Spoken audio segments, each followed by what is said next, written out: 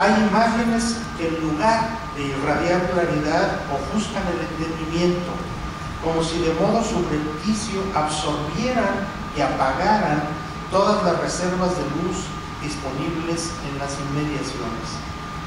Me atrevo a pensar que la conocida imagen de Alfonso Reyes, con la que afirma que el ensayo es el centauro de los géneros, pertenece a esta última categoría. La frase ha hecho fortuna y es casi inevitable recurrir a ella cuando se trata de ubicar el ser del ensayo. Lo que me pregunto es si la frase le hace justicia al género que trata de definir y si le hace además justicia al discurso de Reyes acerca del ensayo. Esto es, si la frase no tergiversa u oscurece lo que el pensamiento de este autor ha tratado de establecer. De entrada, la expresión juega a ser una imagen de la hibridez. Lo peculiar del ensayo en tanto género sería ese carácter híbrido que conjunta maneras encontradas, lo que da por resultado un ente machi-hembrado, si se me permite usar una palabra también empleada por Reyes en este contexto. Ni bestia ni hombre, sino una extraña mezcla de los dos. Esto es lo que contiene la figura mitológica del centauro. El diccionario de autoridades establece en términos muy precisos: centauro, monstruo que fingió la antigüedad, se componía la mitad de hombre y la mitad de caballo. El mismo diccionario agrega en posterior entrada: metafóricamente, significa el hombre compuesto de contrarios genios e inclinaciones. Basta con que haya mezcla para que se dé el ensayo, donde el metafórico genio del texto tira por un lado hacia el relato y por otro, por decir algo, hacia nociones intelectuales. ¿Hay ensayo por eso? La seductora imagen se nos convierte muy pronto en una fuente de dificultades, pues salta a la vista que no hay un texto donde los rastros de la inteligencia no se hagan notar de algún modo y en proporción.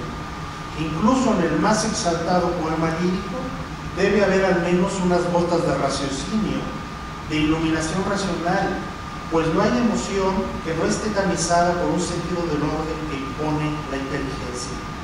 Si todo se vuelve ensayo, dado su ingrediente intelectual, entonces la noción de ensayo que estoy utilizando no me sirve de nada. Esto me obliga a volver a los textos en los que el propio Reyes había considerado el asunto, para considerar el contexto y ver cuál podría ser el significado más preciso de la imagen centauro de los géneros. En dos de los libros de Reyes localizamos la expresión. En Los Trabajos y los Días, en un artículo titulado Las Nuevas Artes, Reyes da cuenta del efecto que producen las nuevas tecnologías de la comunicación en una sociedad que a menudo ha reaccionado a la defensiva. La radio y el cine, por ejemplo, representan revoluciones tecnológicas que amenazan, se ha dicho, la existencia del libro y del teatro. Sin suscribir estas alarmas, Reyes acepta que estas y otras innovaciones modifican de manera notoria las tres funciones: lírica, épico-novelística y dramática. Arriesga incluso el pronóstico de que la función épico-narrativa, la que campea lo mismo en los poemas de Homero que en los textos de los novelistas, poco a poco derivará hacia el cine. Las nuevas artes revolucionan de tal suerte los contornos de las funciones literarias que algunas desaparecerán o al menos estarán obligadas a depurarse a grados extremos que nos eran desconocidos. El cine desbanca a los dramaturgos y los narradores.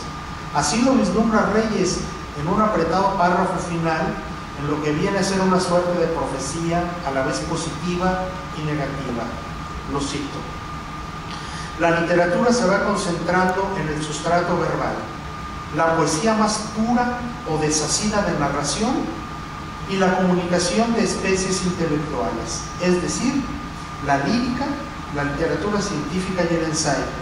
Este centauro de los géneros donde hay de todo y cabe todo, propio hijo caprichoso de una cultura que no puede ya responder al orbe circular y cerrado de los antiguos, sino a la curva abierta, al proceso en marcha, al etcétera, cantado ya por un poeta contemporáneo preocupado de filosofía. Hasta aquí Reyes.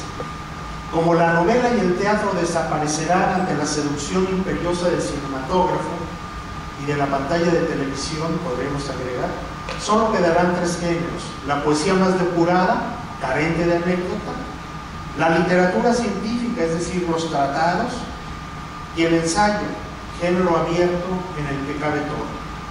En el que cabe todo.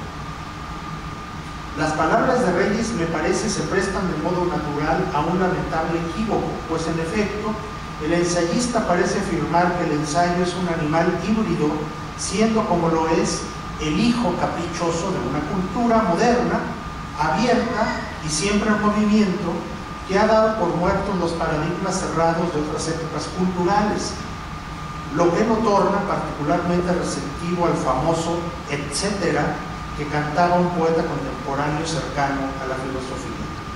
¿Y de qué cosas no habrán de cobijarse, me pregunto, bajo ese determinado etcétera? Gracias a una I conjuntiva, que en este caso es además constitutiva, el ensayo se vuelve hospitalario para esto y lo otro, para lo de aquí y lo de más allá, para lo demás y para la demasía, si puedo continuar con el juego de palabras. Esta capacidad receptiva desfigura el contorno del ensayo y lo convierte en un saco demasiado holgado en donde puede meterse todo. No creo que esta interpretación le haga los honores al pensamiento de Reyes. Sí, por supuesto, en el ensayo cabe todo y de todo. Su flexibilidad es asombrosa, pero siempre que no se pierda de vista que el propio Reyes lo ubica dentro de una función que él llama comunicación de especies intelectuales. Esto quiere decir que por narrativa, poemática, dramática o informativa que pueda ser su vestidura, la médula del ensayo tendrá que ser intelectiva o no será. Lo dominante en este ha de ser el pensamiento abrupto o razonado, intuitivo o escalonado, pero pensamiento al fin. En lo que intenta ser su libro más sistemático, El deslinde, con frases sembradas de noemas y actos noemáticos que provienen de la terminología fenomenológica, Reyes plantea el asunto en términos parecidos. Transcribo lo que dice en El deslinde. De la filosofía se ha dicho que empezó en el poema, llegó al sistema o tratado y luego ha venido a refugiarse en el ensayo monográfico. Tal esquema no tiene sentido estrictamente cronológico, sino meramente descriptivo.